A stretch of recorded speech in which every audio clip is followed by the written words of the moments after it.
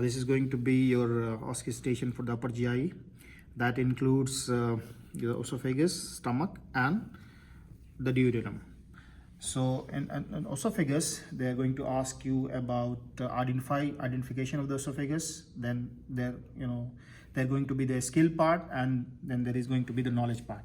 In the skill part, they are going to ask you some questions related with the skills like identification. So identify this. Here it is the esophagus, and then we have the stomach. So they'll ask you about identify this organ. So first of all, you have to identify that this is stomach, and what are the different parts, their curvature and their surfaces. So they'll ask you the different openings. This is one, the cardiac end, and then this is the pyloric end.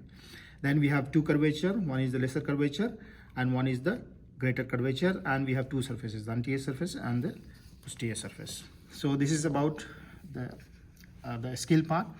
And then they'll ask you certain question related with the knowledge, like say what are the vessels along the greater curvature, what are the vessels along the lesser curvature, what structure is attached along the lesser and greater curvature, like lesser omentum is attached along the lesser curvature and the greater omentum is attached along the greater curvature. Similarly, they'll ask you about the blood vessels, like say what blood vessels supply the fundus, what vessels lies along the lesser curvature, what vessels lies along the greater curvature of the stomach. So this is about the stomach. Then they might ask you about the duodenum. So identify the duodenum, the different parts of the duodenum. This is the first part, and then this is the second part. This is the third part, and then there is the fourth part. Apart from the identification of the duodenum, they might ask you some questions based on the knowledge from the duodenum.